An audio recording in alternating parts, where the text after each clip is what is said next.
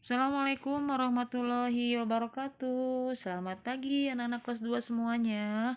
Bertemu kembali sama Miss Lilis ya. Di hari ini, di hari Kamis 21 Januari 2021. Apa kabarnya nih hari ini? Semoga anak-anak dalam keadaan sehat walafiat ya. Insya Allah tetap menjaga kesehatan, jaga kondisi tubuh masing-masing biar tetap bisa menjalankan pembelajaran di hari ini dan selanjutnya. Meskipun tetap daring, mudah-mudahan tetap tidak mengurangi anak-anak semangatnya ya. Insya Allah kita semua berjuang untuk melakukan yang terbaik ya. Oke, anak-anak siapkan buku tematiknya, tematik 2C ya. Kita masuk ke 2C di tema 5 ya. Sebelum belajar kita berdoa dulu yuk sama-sama. Yuk. Robbi zidni ilman warzuqni fahman. May Allah give us knowledge and make us understand. Ya Allah, tambahkanlah ilmuku dan berilah aku pemahaman. Amin. Anak-anak, di tema 5 ini judul temanya adalah pengalamanku. Pengalamanku kebetulan di tema 5 ada beberapa subtema dan hari ini Sami Silis akan belajar di pengalamanku di sekolah ya. Anak-anak silahkan siapkan bukunya, siapkan alat tulisnya biar kita bisa mengerjakannya dengan maksimal ya. Ya, hari ini kan kita belajar tematik di subtema 5, tema 5 di subtema 2, pembelajaran 4 sampai dengan 6 ya. 21 Januari 2021. Selamat menyaksikan. Oke, anak-anak silahkan buka bukunya. Ini Miss sudah menandai ya.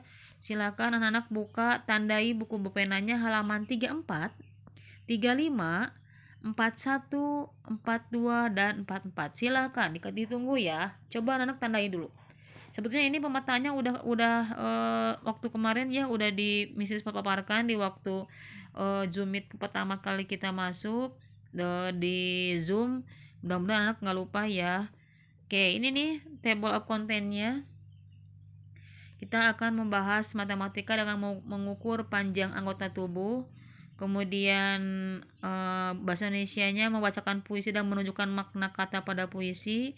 Kemudian kita akan mengajak anak-anak memahami SBDP, apa itu kerajinan tanah atau kerajinan daun kelapa ya. Oke, check it out. Oke, SBDP anak-anak, kemarin waktu di beberapa tema yang lalu kita sudah banyak belajar ya tentang bahan alam, bahan buatan yang dapat kita manfaatkan untuk membuat kerajinan. Oke, salah satu contohnya adalah bahannya itu biji-bijian, kerang, cangkang telur dan lain-lain. Nah, sekarang anak-anak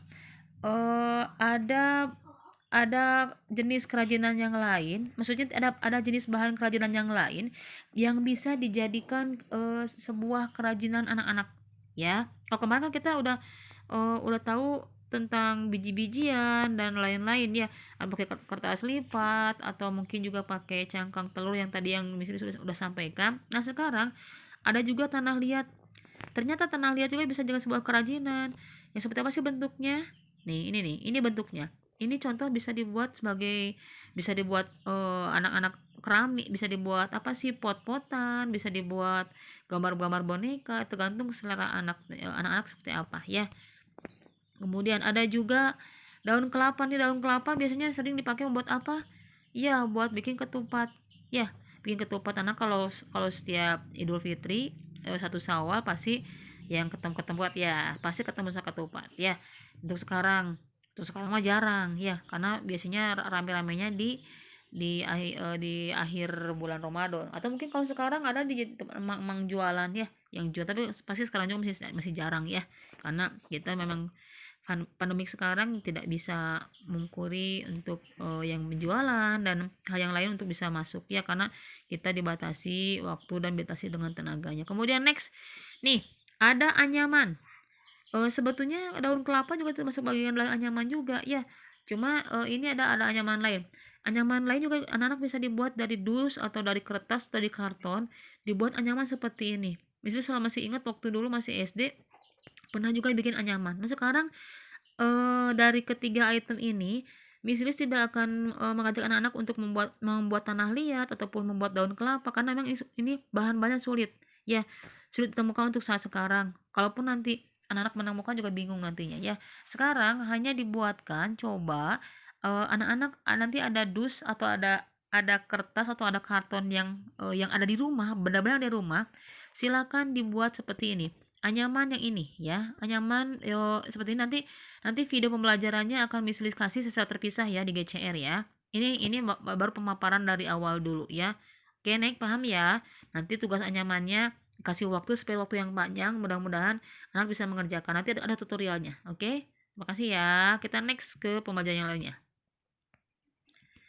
Nih, di sini anak-anak kemarin waktu pembelajaran pertama, anak-anak bukan diajarkan, anak disuruh untuk membaca puisi ya. Di sini Miss Ri sudah membuat puisinya, tapi anak karena terkendala aplikasi yang belum masuk, ini belum dikorek-korek, belum bisa. Insya Allah nanti menyusul ya, contoh aplikasinya, contoh puisinya di terpisah ya. Ini tidak masuk di sini, tapi mohon maaf, Miss Ri udah buat, udah semaksimal mungkin karena memang aplikasinya belum masuk.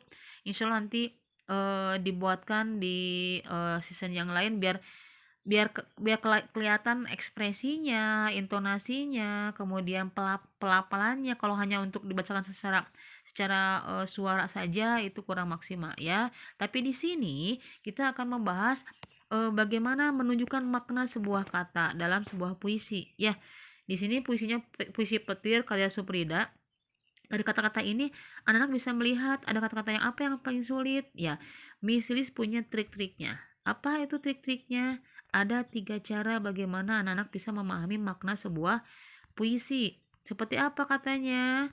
Kita lihat nih. 1, bacalah berulang-ulang. Anak-anak bacalah berulang-ulang sampai anak-anak bisa tahu apa ini puisinya, apa sih judulnya, apa sih maknanya gitu ya. Kemudian tandai kata yang belum dipahami.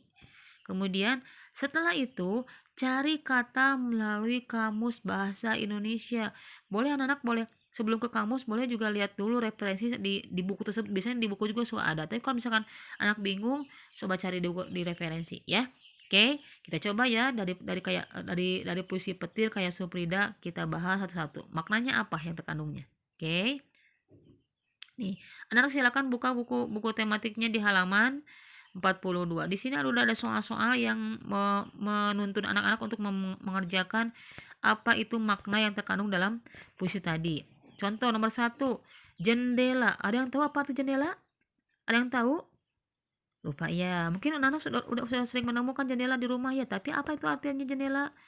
Jendela adalah lubang yang dapat diberi tutup dan berfungsi sekaligus untuk keluar masuknya udara ya. Oke, itu jendela. Jadi dengan jendela bisa fungsinya banyak ya.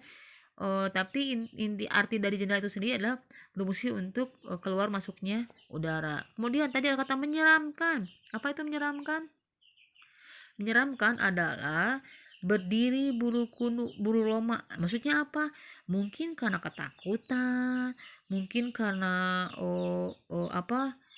sering sering melihat sesuatu yang akhirnya dia bikin seram gitu ya. Itu namanya takut gitu, bisa jadi akhirnya menyeramkan gitu. Kemudian apa itu menggetarkan?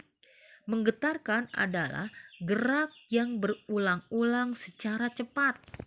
Contohnya bentungan meriam atau bentungan bom, atau misalkan anak lagi mukul benda trang gitu, itu suaranya menggetar. Dan kalau sekali mungkin gak begitu jelas, tapi kalau berulang-ulang itu kan kelihatan menggetarkan suaranya ya. Kemudian apa itu menggelegar? Menggelegar ada tiruan bunyi gemuruh. Nah, menggelegar itu istilah kata lainnya eh seperti gemuruh gitu, menggelegar saking saking kerasnya, jadi menggelegar gitu. Jadi semua seisi seisi dunia kelihatan, kedengaran, maaf, kedengaran dah gitu. Apa tuh kalau ini bersembunyi apa? Bersembunyi berlindung atau melindungi diri dari melindungi diri supaya tidak terlihat dari sesuatu gitu ya. Jadi bersembunyi itu melindungi atau berlindung atau melindungi diri supaya tidak kelihatan ya, tidak terlihat sama siapapun gitu ya. Meskipun Allah itu maha melihat, tapi tetap untuk dalam hal ini arti kata bersembunyi itu adalah tidak kelihatan, tidak ketahuan gitu ya. Oke, bisa ya anak-anak ya. Kata jendela, menyeramkan, menggetarkan, menggelegar, bersembunyi itu semuanya ada di puisi Petir Kaya Suprida.